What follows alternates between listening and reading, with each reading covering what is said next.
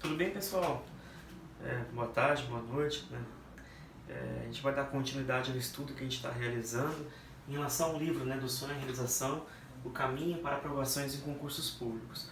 Hoje nós vamos falar sobre realização de questões.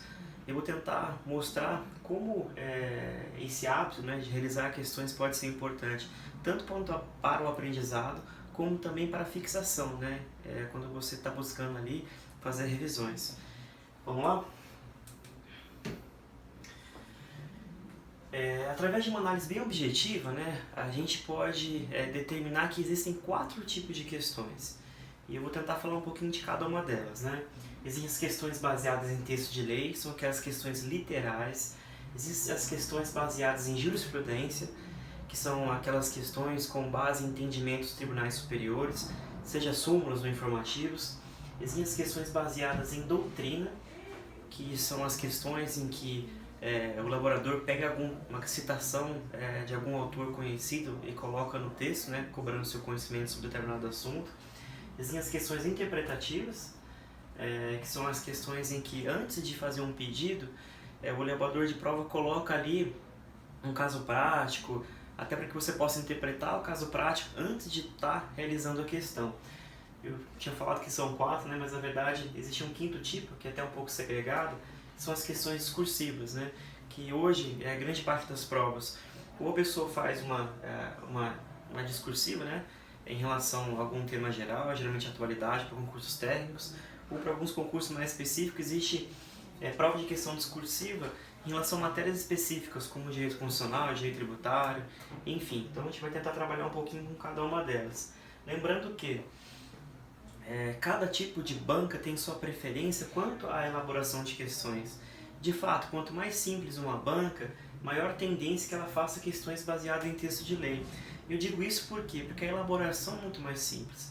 Eu já fui elaborador de banca, né, de questões para concurso, e até por ter começado, não ter feito longa carreira, né, eu acabei elaborando mais questões baseadas em texto de lei, justamente porque a contratação me dava livre liberdade para criar dentro daqueles assuntos específicos. E obviamente, ainda mais no começo, eu acabava focando mais nisso. Então, vamos dar sequência aqui ao estudo. Aqui está um exemplo de questões baseadas no texto de lei, uma questão bem literal. Eu vou utilizar até direito tributário como base para mostrar as questões, porque é onde me sinto um pouco mais confortável, mas isso serve para qualquer questão jurídica. Então aqui, por exemplo, uma prova da Justiça Federal de 2009, que fala sobre a disciplina conferida ao domicílio tributário pelo CTN, assinale a opção correta. Ou seja, ele pega um assunto, né? Aqui está o domicílio tributário, cita até o artigo e faz questões que de certa forma, o que o elaborador de questão faz? Ele vai pegando a literalidade da lei e vai mudando palavras-chave, né? Então, a questão anterior, né, fala, artigo 127, na falta de eleição pelo contribuinte ou responsável do domicílio tributário, na forma de legislação aplicável, considera-se como tal. Ele vai elencar o que a pessoa deve fazer numa ordem, não vou falar sobre o domicílio tributário, acho desnecessário, para que você consiga responder opa, vou tentar voltar, para que você consiga voltar mais um, para que você consiga responder, né, a questão. Você vê que o domicílio do contribuinte responsável, em regra, será estabelecido por eleição.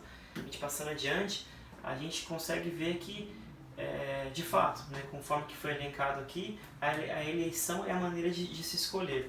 O que você precisa ficar um pouco atento? Quando uma pessoa faz uma questão literal, como mesmo mencionei, ao realizar o seu estudo, sempre segregue palavras como negação, não, jamais, palavras que estipulam prazo, não sei quantos anos, não sei quantos meses, não sei quantas horas, palavras que estipulam restrições, salvo, exceto, palavras que determinam possibilidades como uma lei deve, uma lei pode, e também podemos citar as questões em que a determinado assunto vai ser resolvido através de lei específica, lei complementar. Ou seja, essas palavras-chave elas são fundamentais para que você vá realizando o seu estudo e grifando, justamente porque são essas palavras de realce que eu sempre falo, que vão ser trocadas por outras para fazer pegadinhas ao longo de sua prova. Então, por exemplo, artigo 177, na falta de eleição, é justamente essa questão que resolve a questão anterior. pelo contribuinte ou responsável de domicílio tributário, na forma de legislação aplicável, considera-se como tal. Que quanto às pessoas naturais, a pessoa pode elaborar uma questão, tirar naturais e colocar pessoas jurídicas, por exemplo. A sua residência habitual, ele pode tirar o habitual ou colocar qualquer residência, incerto ou desconhecido, ou seja, qualquer palavra que ele possa tentar trocar, que mude o entendimento da lei, é o que, né, o elaborador de prova faz justamente para fazer uma pegadinha. Novamente aqui, né, quantas pessoas jurídicas, quantas pessoas naturais, então sempre fique atento a isso. Novamente, as palavras de realce, negação, prazos, palavras de exceção, de acordo com lei complementar, de acordo com lei simples. Inclusive eu tenho um e-book, né, que fala justamente sobre isso, como estudar direito tributário, que você pode encontrar gratuitamente no meu site, que vai mencionando um pouco dessas palavras de realce, que é justamente que, ao se estudar, você tem que ter um pouco de paciência para segregar, grifar, porque através do excesso de leituras você vai conseguir aprender. Dando sequência, a gente vai tratar sobre questões de jurisprudência. Eu havia mencionado que as questões baseadas em lei, as questões literais, elas são as mais comumente utilizadas porque são até as mais simples de serem elaboradas. Então, para um concurso técnico, um concurso até nível analista, elas acabam sendo predominante. Acredito eu que um concurso de analista para os cargos que eu mesmo menciono de Estado, a tendência é que comece a ter um reequilíbrio, mas no mínimo 50% da sua prova que envolve matéria de direito vai estar vinculado a questões de texto de lei e à medida que a complexidade for aumentando, você vai ter um pouco de doutrina, um pouco de jurisprudência, enfim. E agora a gente vai falar um pouquinho sobre as questões baseadas em jurisprudência. Aqui é uma questão da CETRO, né? Auditor Fiscal, acredito que Municipal de São Paulo, que ele fala, né? As contribuições de melhoria são de competência comum da União, dos Estados, Distrito Federal e dos municípios. Ou seja, determina qual que é o assunto que vai ser tratado da questão, contribuições de melhoria. Acerca dessa espécie de tributo, marque V, verdadeiro ou F para falso. Em seguida, assinar a legislativa correta. Ele vai citando diversos casos, né, que novamente não cabe a gente estar discutindo matéria de lei tributária, mas que, dentre as explicações, você precisava saber o entendimento, né, como mesmo mencionei aqui, o STF decidiu que não é cabível a cobrança de contribuição de melhoria em virtude de obra de recapeamento asfáltico, ou seja, aquelas situações em que a pessoa passa ali uma nova manta de asfalto, que não cabe cobrar, né, contribuição de melhoria, mas que o entendimento do STF, como foi mencionado. E é um posicionamento constante no nome de Alexandre de Moraes, né, atualmente um ministro. Então aqui eu coloquei, de fato, o julgamento, né, do Alexandre de Moraes, no caso não era Octávio Galetti, enfim, relator Marco Aurélio, justamente porque vocês entendam que, para voltar para o slide anterior, para você conseguir resolver essa questão, não bastava que você tivesse o conhecimento do texto de lei, o conhecimento desse entendimento que foi determinado pelo STF, podia ser pelo STJ ou tribunais superiores, enfim, não necessariamente uma súmula, mas uma decisão, como é o caso aqui, recurso extraordinário, enfim, são esses entendimentos que você também precisa estudar, como mesmo mencionei. Se você está estudando para um concurso técnico, o foco deve ser o literal. A partir do momento que você dominar, que você tiver já estudado tudo, assimilado todo o conteúdo, aí sim começa o seu aprofundamento em relação aos entendimentos, na jurisprudência dos tribunais superiores. Caso o concurso seja um pouco mais complexo, é importante que você já concilie o seu estudo vendo a parte literal e também os entendimentos. Então aqui foi um exemplo que eu utilizei para uma questão de jurisprudência. Aqui, né, questão baseada em doutrina. Então, como você pode mesmo ver que no caput da questão, está mencionando, né, a questão do Tribunal de Contas de São Paulo. Uma coisa é poder legislar, desenhando o perfil jurídico de um gravame ou regulando os expedientes necessários à sua funcionalidade. Outra é reunir credenciais para integrar a relação jurídica no tópico do sujeito ativo. Ou seja, aqui é Paulo de Barros Carvalho, um conhecidíssimo professor, né, jurista de direito tributário, quem elaborou a questão, fez a citação dele e pediu, né, o texto transcrito faz alusão respectivamente a, e cita aqui vários assuntos, né, ou seja, é também comum para umas provas um pouco mais complexas, de nível concurso de Estado, algumas poucas analistas, que o elaborador de prova acaba pegando textos de leis, principalmente de doutrina mais importantes, e acaba colocando para que seja um determinante na resolução da questão. Eu acho que esse tipo de questão tem uma complexidade muito maior, porque infelizmente grande parte dos juristas eles não falam com uma linguagem simples, né?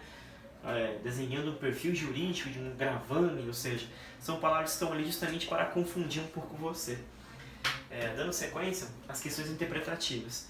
Essas questões interpretativas, elas têm sido um pouco mais recorrentes em algumas determinadas bancas, principalmente Carlos Chagas, FGV, vez ou outra trabalha dessa maneira, e elas são não tão recorrentes. Por quê? Porque elas são de elaboração muito complexa. Imagina que o elaborador de prova, para fazer uma questão, olha o tamanho do texto que ele fez, uma questão para a prova de auditor fiscal do Rio de 2014, em que ele pegou, né, o nome de uma empresa, o nome do auditor, foi descrevendo, né, toda a ação que a pessoa realizou, ou seja, o auditor fiscal tal deu início aos seus trabalhos de fiscalização na empresa Super Atacadão, e intimou o sócio-gerente da empresa a exibir diversos livros. O exame dessa documentação não revelou Oscar qualquer irregularidade. Né? Antes de concluir seus trabalhos, Oscar suspeitou a existência de possíveis irregularidades, ou seja, ele vai mencionando uma história, né, para que você tenha que, de fato, ler, interpretar, né, qual assunto está sendo tratado, e depois de toda essa historinha, ele chega e fala, nesse caso, com base no CTM, o sacerdote agiu em. Então, nesse caso, ele fez uma história, né, um texto interpretativo, para que você, com base na legislação, o que você deveria ter feito se você fosse o auditor no caso. Então, novamente, são questões que não são tão recorrentes assim, a não ser nas provas da Carlos Chagas, né? Ela tem esse hábito, para os concurseiros, terrível hábito de fazer provas assim, mas é bom que você esteja preparado. Eu acho que o estudo, de fato, serve uma linha cronológica. Primeiro estudar uma boa aula, concomitante, estudando um texto de lei, grifando as palavras-chave, fazendo muitas repetições, depois buscando jurisprudência, que eu acho que é fundamental, para você buscar aquelas questões extras mais complicadas, e por fim você tentar baixar ou buscar materiais de questões dessa maneira, né, interpretativos, para você treinar também. Não precisa começar por elas, dá para você ir fazendo de maneira gradativa, né? Ou seja, aquela questão, ele tinha explorado o tema fiscalização e a pessoa precisava ter um entendimento, né, da legislação tributária para poder responder. E como eu mencionei aqui, né, dica, cada banca tem as TESP, ESAF, né, antiga ESAF, FCC, FGV, VUNESP, possui sua preferência, inclusive na proporção que utilizam cada uma dessas espécies de questões. Por isso, prepare-se com base na prova que você irá enfrentar. Então, novamente, faça uma organização planejada, tenha uma boa doutrina, faça concomitantemente o estudo com a lei seca, vá aprofundando com as súmulas, e à medida que você for exercitando mais, comece a estudar como cada banca é, estude o histórico da prova que você vai realizar, de quais são as bancas preponderantes, baixe essas provas, realize muitas questões justamente para você ver esse perfil, se a prova é mais literal, se a prova é mais doutrinária, se ela tem jurisprudência, se ela tem casos interpretativos, porque de fato, quanto maior o seu preparo, maior o seu entendimento, maior a chance de você conseguir acertar essas questões. Questões discursivas, né? Essas questões, como eu mencionei, nas provas de nível técnico e algumas de analista, é mais comum que tenham provas que cobrem assuntos de atualidade, onde o que acaba sendo levado em consideração é a forma que o aluno vai discorrendo, como ele vai escrevendo, ou seja, só existe a correção gramatical, o que é diferente com alguns concursos que cobram, né, prova discursiva e vai avaliar não apenas a questão gramatical, como que o aluno constrói aquele conhecimento, até com as regras corretas de português, mas também o conhecimento que ele tem em determinado assunto. Para a área fiscal, né, eu sempre puxo um pouco para isso, porque é onde eu trabalho, onde eu acabei durante alguns anos me preparando, é bem normal que na área seja cobrado muito tributário e legislação tributária, principalmente em relação a esses temas, né, normas gerais, princípios, legislação federal, que a Receita Federal sempre cobra, legislação estadual para as pessoas que se preparam aí para concursos fiscais estaduais, e legislação municipal. E até tem um curso, né, caso você tenha interesse, né, é só acessar o site professormacau.com.br, pode me pedir aí, caso você tenha interesse ou precise, um link para conseguir um desconto, né, eu sempre vou estar aí atento tentando ajudar, e que eu faço aulas no sentido de colocar uma breve revisão, né, um conteúdo, colocar alguns mapas mentais para ajudar você a entender sobre aquele conteúdo que você está estudando. Tem os casos práticos, né? Cada curso tem 3, e também tem a correção gramatical, feita por um professor, e também a correção de conteúdo, feito por mim. Eu mesmo quando estudava, mesmo que não tivesse prova discursiva, eu gostava muito de, depois de estudar um assunto, revisar, eu pegar uma folha em branco e começar a escrever. Porque quando você dá aula, quando você escreve, você organiza o seu pensamento.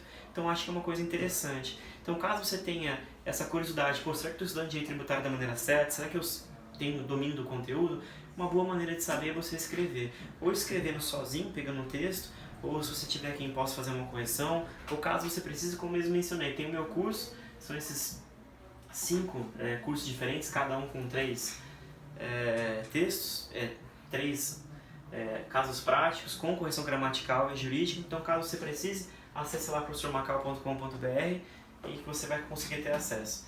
Então é isso, muito obrigado. Na aula que vem eu vou tentar ajudar a demonstrar como através do exercício você consegue fazer boas revisões. Um grande abraço, até a próxima.